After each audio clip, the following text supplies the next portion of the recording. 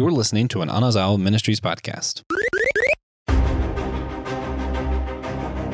If you were to rank years, how would you rank 2021?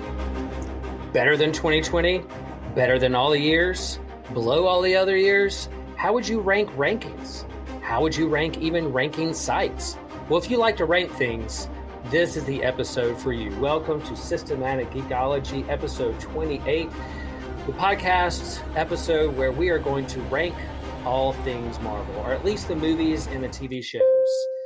We're glad that you are with us today and excited to talk about 2021 Marvel. And yeah, it's a new year. Happy New Year, folks. We're glad that we're in 2022 and it's a chance to look back in 2021 and talk about the things we liked or didn't like or things we wish were better, and then look forward to everything that's ahead of us in 2022, even those geeky things we love to geek out on. Again, this is Systematic Geekology. We are priests to the geeks, not saying that we are necessarily all ordained, but rather we are these bridge builders and navigators and people who like to share what we geek out on and then tie in those things that matter to us, like our faith and our relationships and how they intersect with all those things we geek out on. And we're glad that you're with us today. I am Will Rose. I am a parish pastor in Chapel Hill, North Carolina. I run a God Loves Geeks book club, and man, I love all the things that are happening in the geek world these days, especially comic books and Book of Boba Fett, and was really happy that in 2021 we were able to get a lot of neat geeky things and a lot of TV shows and movies that were a lot of fun and also challenged us and made us think. So, and I'm excited to talk about with my co-host today how we rank those things in Marvel. I am Joe. I am a broadcaster, podcaster, marketer, missionary.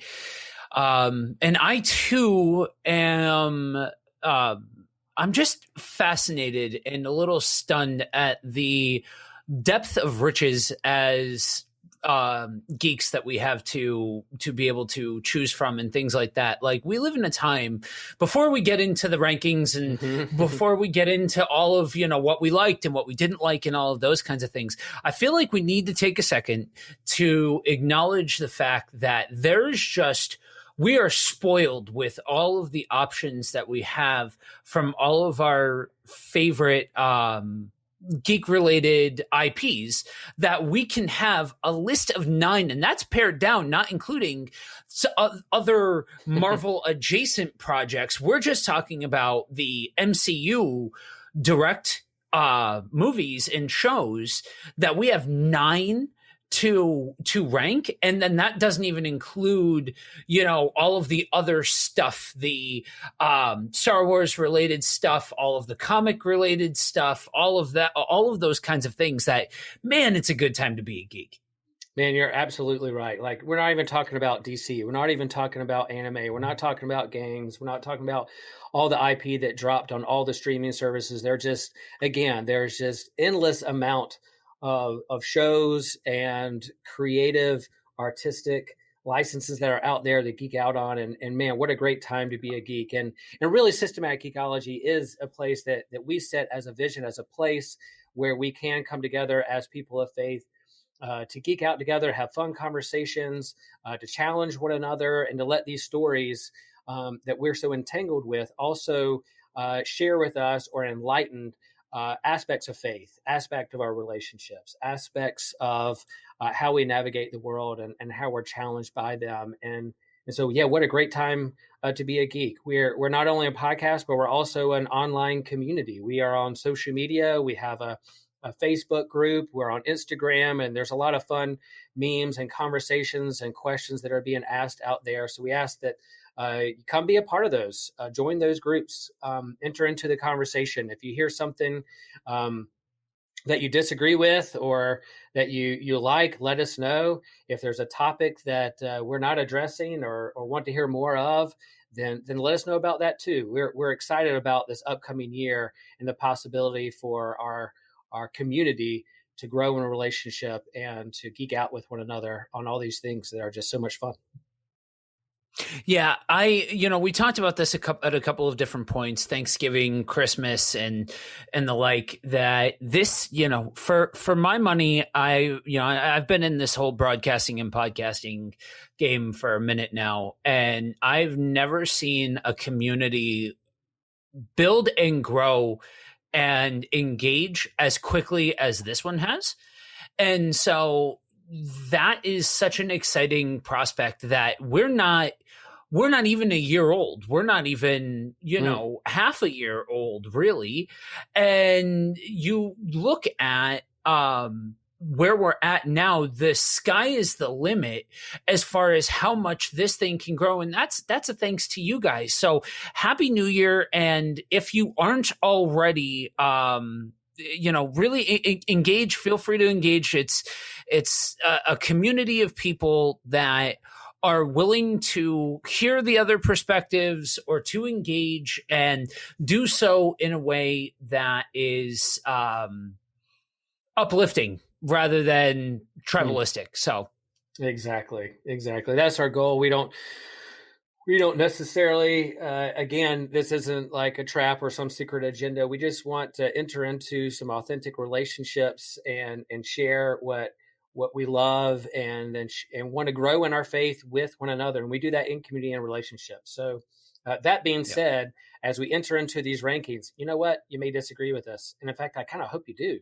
And then let us know and how you would rank these Marvel Cinematic Universe movies and TV shows. And then who knows, we might have a Patreon episode or maybe an online question about what about DC, what about anime, what about video games, other rankings of this past year, and then what you're most looking for in this upcoming year in 2022. That being said, Joe, do you want to dive into your rankings? How do we want to do this? Share with the group how we're going to share our rankings.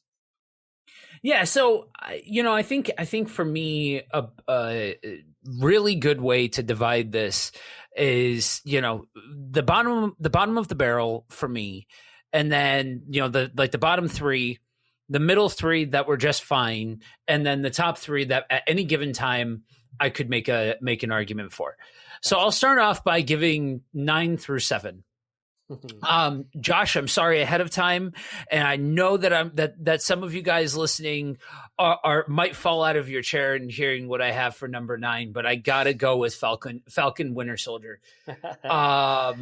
It's just not political thrillers, those kinds of things, commentaries on the state of the world, all of that kind of stuff. Meh.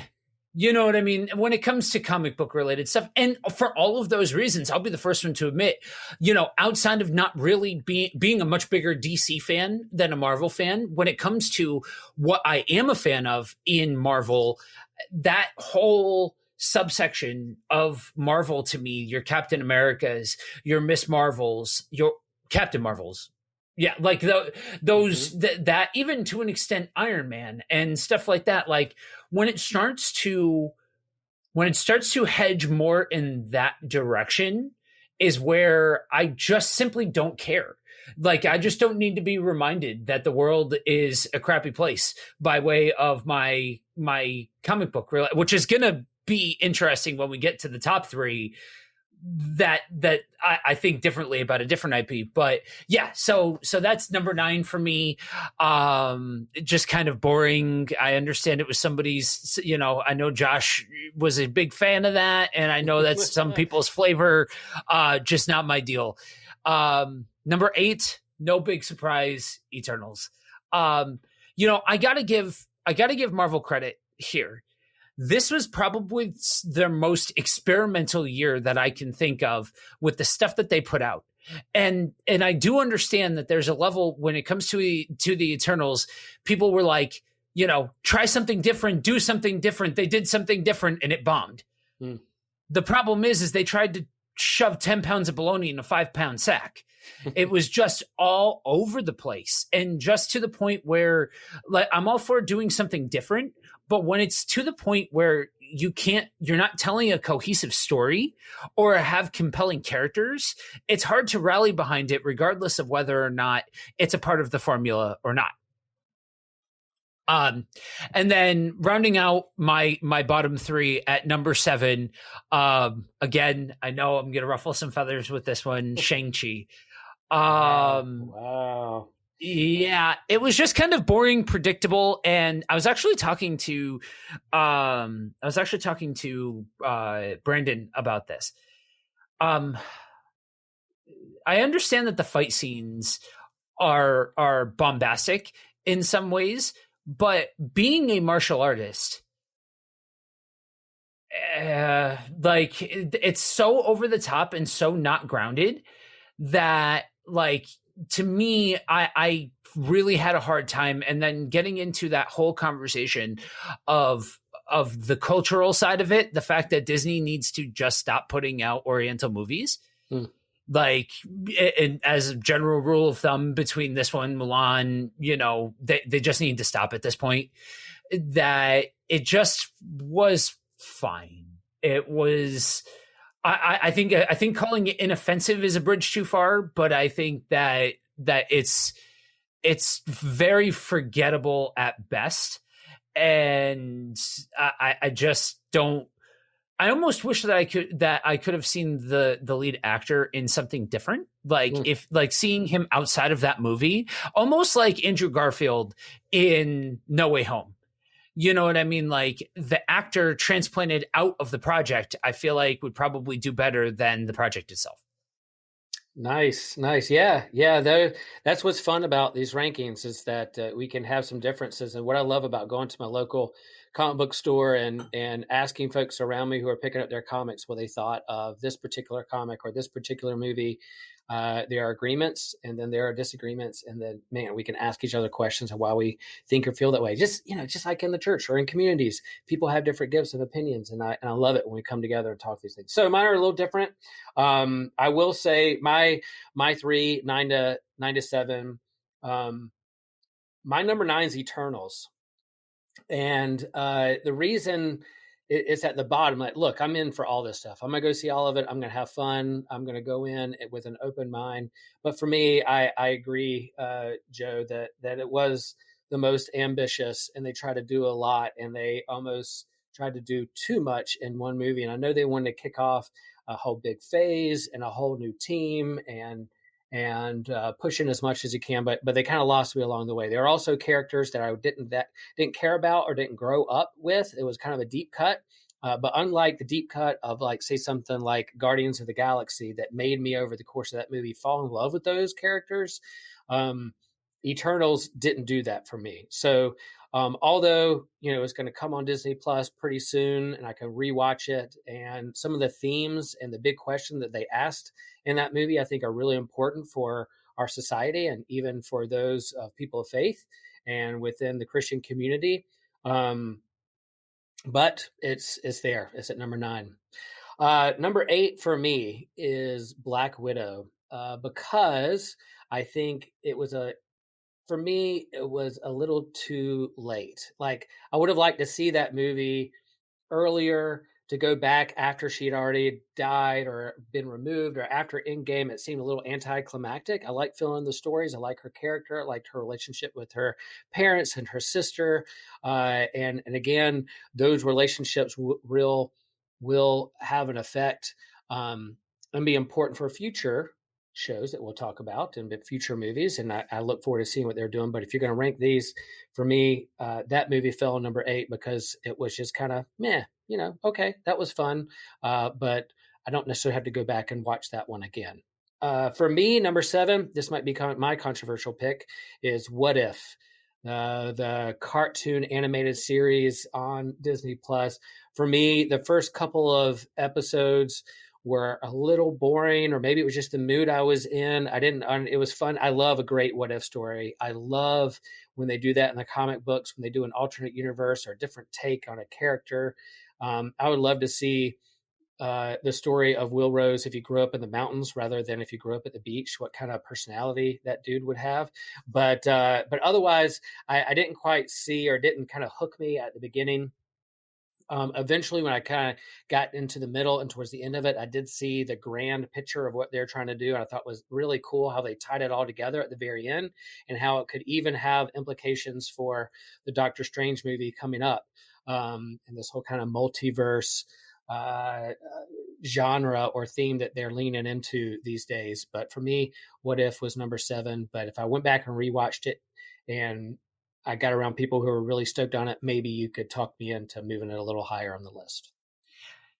I struggled with What If because, and we'll get into it, but I was very much influenced by the Doctor Strange trailer at the end of No Way Home.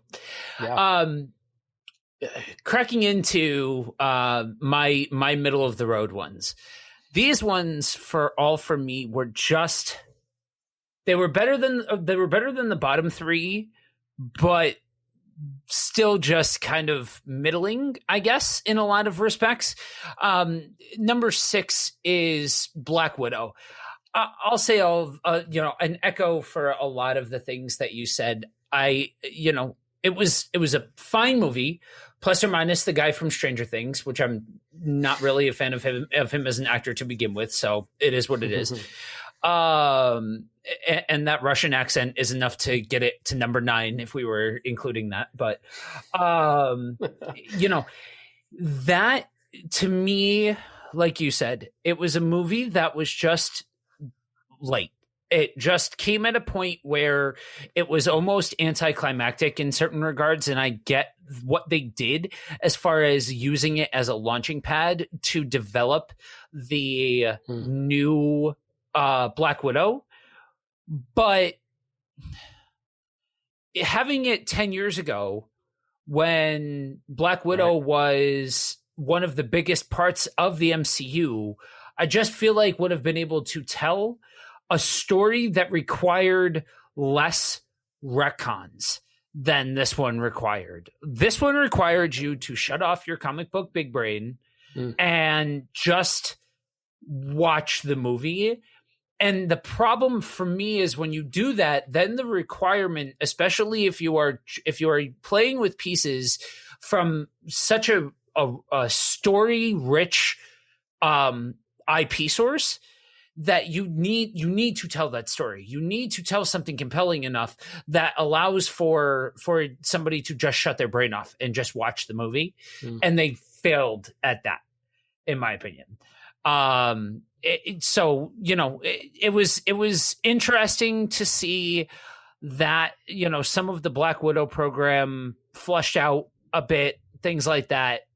But ultimately, 10 years too late, I think, in a lot of regards, Right. Next for me is Loki. Loki, I feel like I felt about Loki how a lot of people felt about WandaVision.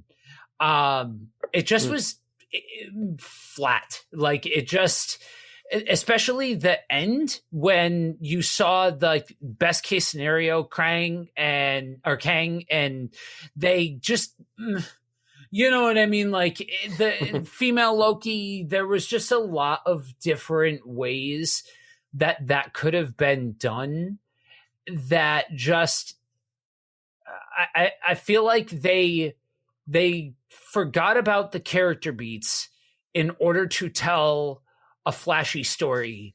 And to me, this was not anybody's Loki, not just I understand that it was a going through all of the stuff that he went through, right. Loki. But to me, that wasn't even that. That wasn't even that Loki. That was just this different Loki that was completely and totally different. And if I'm being honest, had way too much hand-to-hand combat.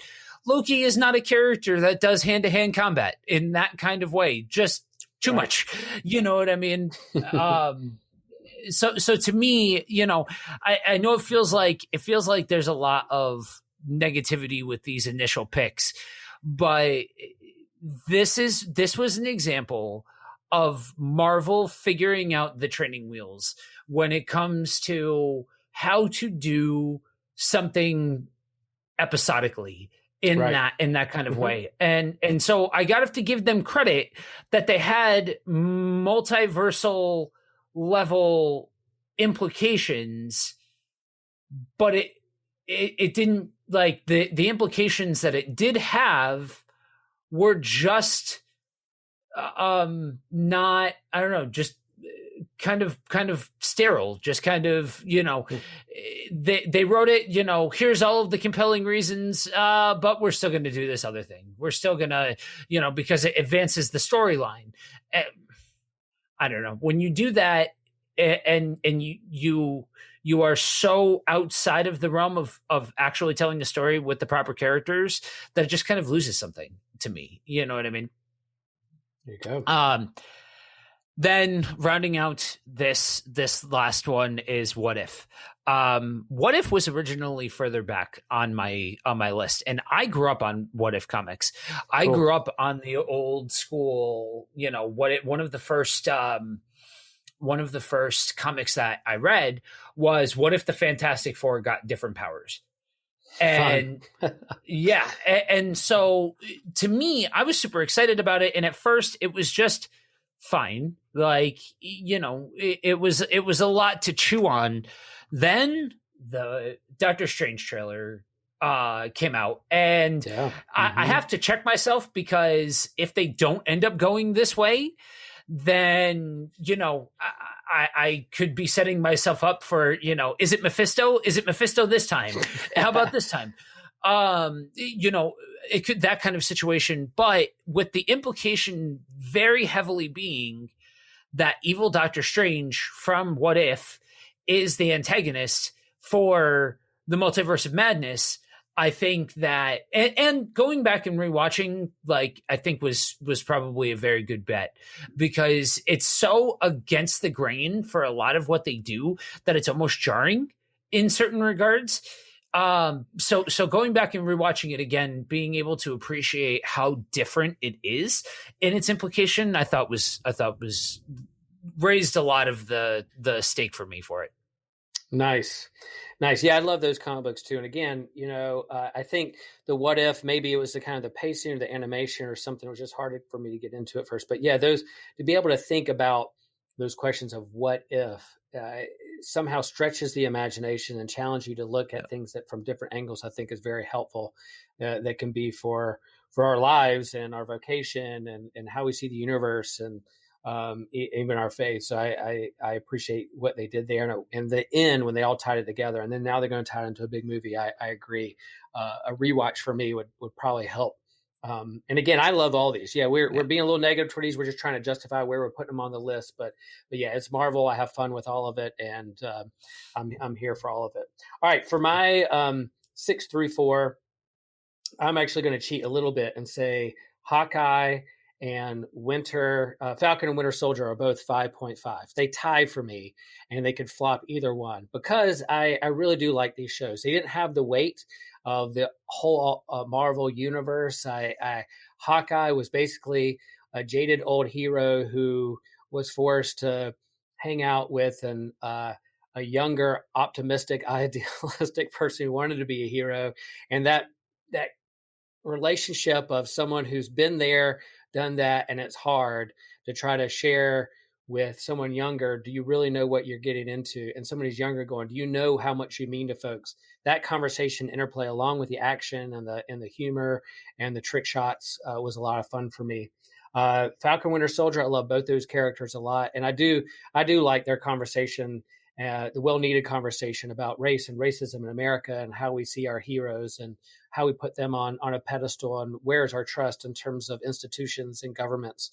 I think is those questions aren't going anywhere, and Marvel did their best to try to enter into the conversation with this TV show.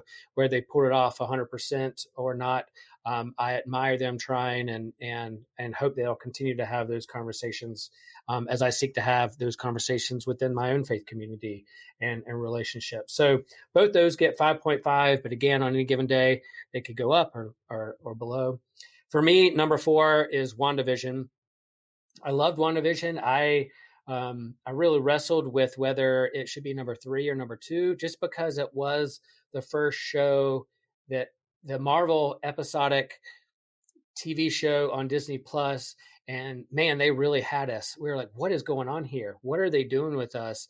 And how they told the story, and kind of, I guess, they kind of knocked us off kind of the normal train. It was like, what is going on here? Is this a TV show? Is this, how meta is this going to go? Is there a multiverse? Yeah.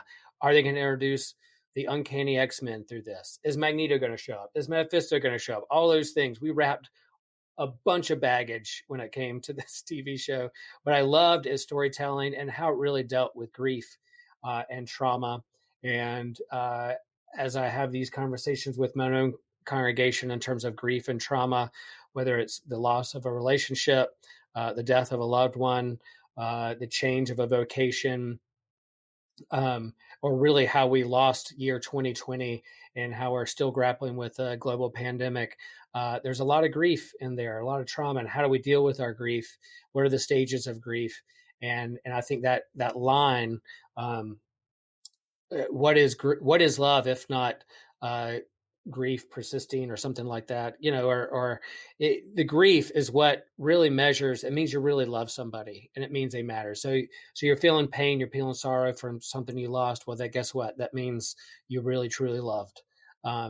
So I thought those were great questions, and that show is at number 4, which again, it could go up and down depending on given week and whether I rewatch or not, what kind of mood I'm in. There you go. That's mine. So that's very much how I feel with 1 through 3. That these are all, if you ask me at a different time, I feel like I could make a case for any one of these being number 1. But as stands right now, I have to put Hawkeye at number 3, and I even struggle with that because I feel like I need to put that and WandaVision as tied. And honestly, I think one of the biggest reasons why I wouldn't put Hawkeye above WandaVision is the character of Kate Bishop. I do not resonate with the plucky young person who, as I get it, comic book accurate. I understand all of the positives, but again, my flavor for that character, when it's banter for banter's sake, you start to lose me a bit, in the scenes where Hawkeye can't hear her and she just keeps going for the audience's sake. Meh. You know what I mean? But Jeremy Renner's performance is show stealing in that. Like, he has been the heartbeat of the MCU in such a major way that having a chance to see him be a dad was really, really cool. And I think really presented in a very solid way. And then when you get on top, or then on top of it, when you add in all of the, the universe building implications, the guest stars, all of that kind of stuff, I thought everything was shot very well. And I think that they were willing, they definitely made some miscues as far as how they depicted sign language and proper etiquette and all of those kinds of things. But the fact that they were willing to do that and willing to showcase that, I thought was really cool. And introducing some new characters. Like, I'm always, Marvel has so many cool characters out there, and they're not all A-list, B-list. There's some great, those on the lower totem pole that are super fun. So Echo and others that they introduced, I think was fun. And then drawing in Kingpin was fun too. So yeah, it had some surprises for sure. Yeah, and I thought he was shot. If you notice in those shots, he shot big. You know what I mean? Like he shot in a way that makes it look larger than life in a very grounded setting, and I thought that was really cool to see, especially for people of my generation that grew up with 90s Spider-Man Kingpin. You know what I mean? Well, my daughters were like, they only know him through Into the Spider-Verse. So when he came on Hawkeye, they were like, oh, that's that guy from Into the Spider-Verse. They need to watch Daredevil. They're like, oh, look, wow, he is big. He's not as big as he was in that cartoon, but I see what they're trying to do there. So they immediately knew who he was through that. Yep. All right. Drum roll. So for 2 and 1. So number 2, I've got to give it to WandaVision. Nice. And it took a mighty IP to dethrone this from 1, because this I was convinced until seeing No Way Home was going to be my number 1. And number 2 and number 1 for me both have a similar theme. It's that I shut off a lot of the noise and discourse as far as it goes. I think that we, as especially comic book fans, can get a little entitled sometimes, as far as wanting everything and wanting them to give us, it's all fun and games to speculate, but once you expect, then you've crossed the line into, you're taking away from the overall enjoyment of what you are seeing. And for somebody like me that has gone through more grief and loss and stuff like that than I ever care to actually conversate about, it addresses those things in a way that dares to ask the question. And that's a thing for me that really resonates, because I, as a Christian, especially being a younger Christian in regards to how much time spent in the faith, I have a tendency to make other Christians uncomfortable sometimes, because I am willing to ask questions that reach into the fact that, you know what, sometimes you do lose. Sometimes the healing doesn't come. Sometimes the prayer isn't answered in the way that you think it should be answered. And how do we reconcile that? How do we reconcile the fact that we are not granted safe passage? I think sometimes we get it skewed that as Christians, we expect safe passage, and we just don't get that. And so to be able to see something where it's okay, I'm very much the type of person that this is the struggling with nihilism side of my brain, that I really fundamentally do believe in the all it takes is one bad day sort of mentality, that the difference between the hero and the villain is one bad day.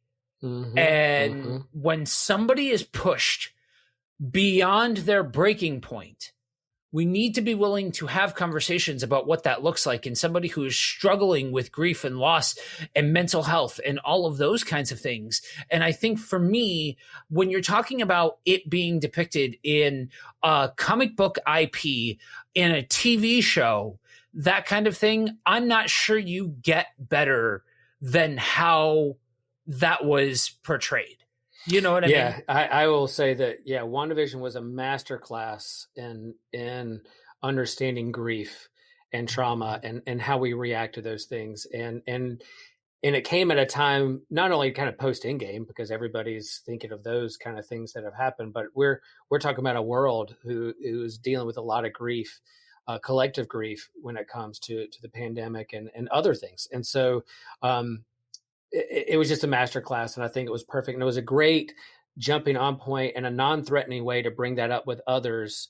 I see grief and loss all the time in my vocation as a pastor, in all kinds of different stages of people's lives and faith and life stages. And to have WandaVision be kind of a non-threatening way to kind of talk about these things with folks and nerds and geeks was fantastic. And I just want to say, I also butchered that quote. It is what is grief if not love persevering?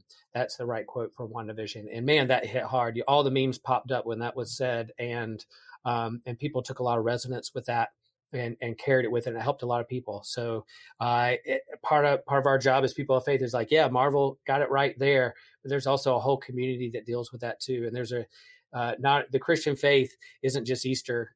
There's Good Friday too, and there's a story that deals with grief and loss and death, and it doesn't wash it over or make it just kind of sugarcoat it. There's real grief and death within this faith as well. Yeah, absolutely.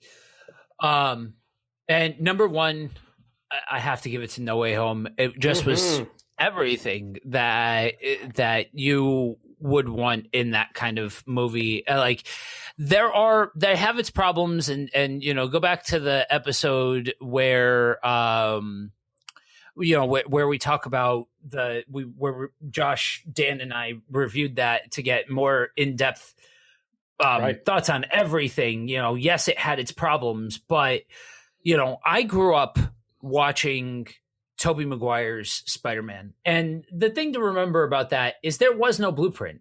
There was no MCU to draw it from. There was the X-Men. That's what you had.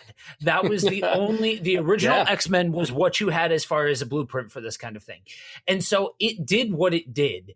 And was all of it great? No.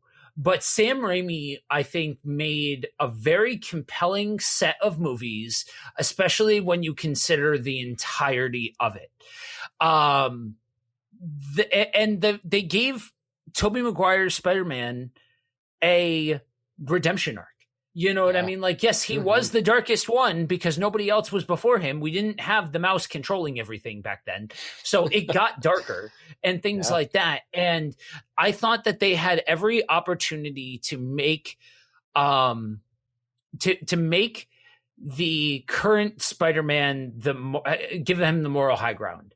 And the fact that they made him relatable and broke it down and broke him down, I didn't, like I said, I didn't necessarily agree with Aunt May dying and all of that kind of stuff. I didn't think it was earned or anything like that.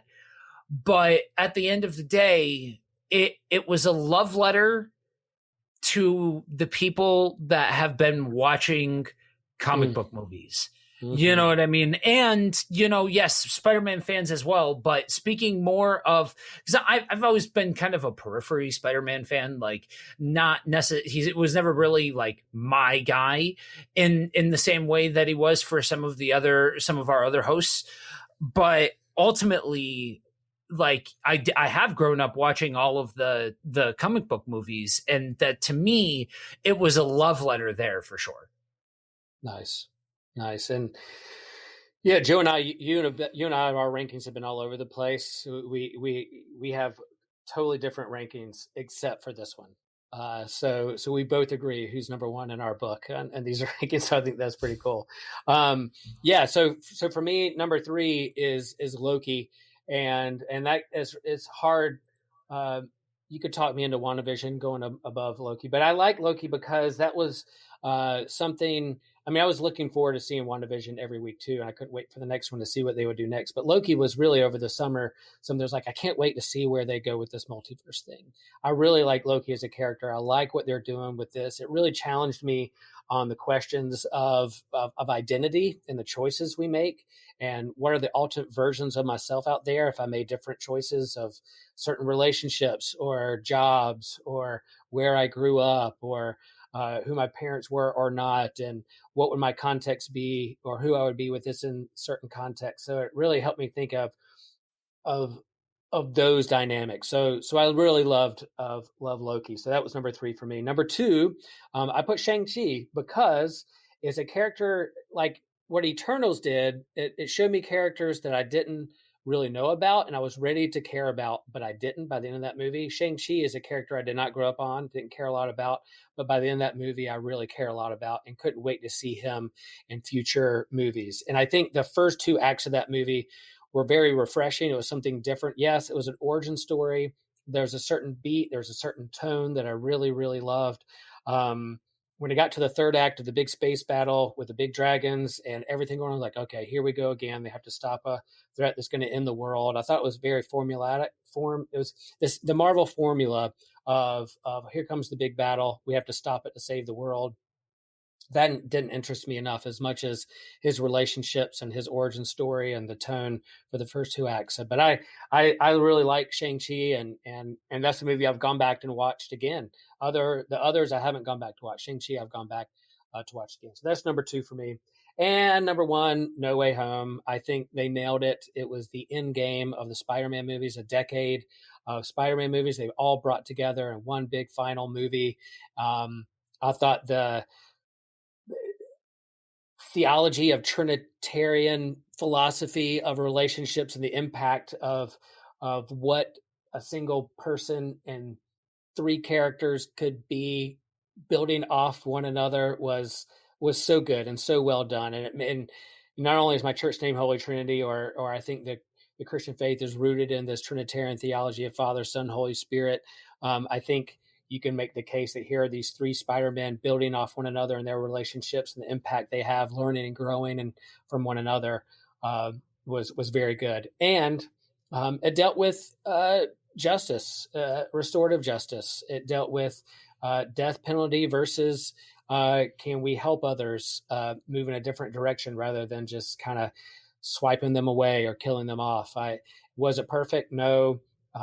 Was there some aspect of like, yeah, we're not meant to fix people just with a magic wand or a magic formula we stab into their neck, but it did help us ask some questions about fate, destiny, free choice, not necessarily counting people off. The weight of second chances and grace, I think, were a big part of that movie. So No Way Home is up there for me, and it's not only one I want to see again, but I might even go back into the movie theater and watch again with my family. Yeah, that is, I think, one of the reasons why it was so impactful was the theater experience. Like my theater lost their minds when all of the Spider-Men came, and you know what I mean? Like, again, perfect movie, no, but you still, for somebody like me where hope is currency and grace is king, like I get those things. Like the Amazing Grace is still one of my favorite songs for a reason. So like to see that hope enacted in that kind of way, I thought was a really, really beautiful thing. You know, and definitely way more hits than misses for sure.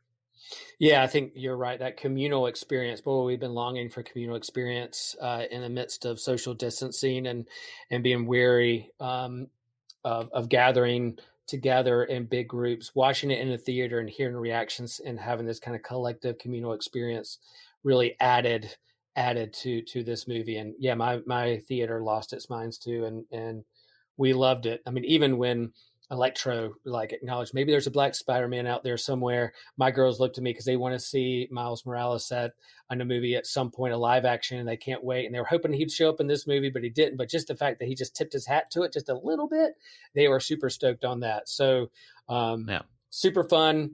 So there you go. Those are our rankings, and you most likely will agree with some of us and with some of those and disagree with a lot of them. And if that's the case, man, hit us up, let us know. We love to know what your rankings are and why. And Joe spoke of grace. Hope is currency and grace is king. Man, that's a quote. That's a good tattoo or a t-shirt that we can make. Maybe that's our Systematic Geekology t-shirt that we make next. Hope is currency, grace is king. And yeah, end of the year rankings are fun. Resolutions are great to kind of tackle to help refocus and set some goals. But we believe that God doesn't necessarily play those games with us. God doesn't go into the game of ranking us of worst to last or last to first. Jesus actually spoke differently. He said the last will be first and the first will be last. But for our Bible verse today, we thought we share is Revelation 1:8, where it says in that apocalyptic prophetic book, I am the Alpha and Omega, says the Lord, God who is and was and who is to come. In God, there are no rankings. God is the first and the last, the beginning and the end, and we're there in the midst of it. And we're not put to the test. We don't have to earn it. It's all about grace. And that's what we're going to lean into as we head into this new year. Yeah, it's, around this time of year, it's always, people get contemplative about, the year prior and what is your word for this year and what is, what are you trying, what are your goals and all of this kind of stuff, and new year, new me and all of that kind of stuff. It's so wonderful that the God of the universe is not beholden to this ridiculous need to, it's January 1, the magical changing of the calendar. And so we need to make this mystical thing out of it and have our laundry list of resolutions that we're not going to stick to anyway. And all of those kinds of things that we, especially now, but, when you look at the realities of the world, it's now more than ever important to realize that there's no favoritism with God. There is no holy elect with God. It just, he loves because he is love, not because of anything that you did to earn it. And we don't have to deal with a pantheon of gods and rankings and all of those kind of stuff, or gods that view us in a way that are, that force us to perform. And for those that don't perform, go down on the ranking, that God's love is universal and eternal. Yeah, and like a lot of these movies that we just ranked leaned really hard into the impact and the importance of relationships, and that's really where transformation happens. And so I fully believe that faith and the journey of faith, God's love towards us, isn't based on some quiz or test or some spiritual jumping jacks that we have to do to get God's attention, but rather it's rooted in grace. It's rooted in a relationship already begun with God. And so then that translates in how we navigate the relationships entrusted to us in our daily lives, whether it's those in our systematic ecology group or my family or my congregation or those I work with. We all impact or entangled with one another. And so how do we live that with and for one another moving forward into a new year, into our lives? And yeah, the past makes a big difference, as we know in some of these movies, but there's also a present and there's also a future that God leads us into, leading us along the way. Definitely. Well, thanks y'all. We appreciate it. Let us know what you think. We do have a website that we invite you to go to navigate. Hit us up, send us a message. What do you want to hear in the new year? What are some things and topics that you would like to see us address and talk about? Join our groups. We have a Patreon page as well. We invite you to join there. There's going to be some extra content, and then you supporting us on that would help us keep this ball rolling and growing and expanding as we seek to grow our community and grow in our relationships and grow in our faith within all these fun things that we keep on. All right. Well, remember, we are a chosen people, a geekdom of priests.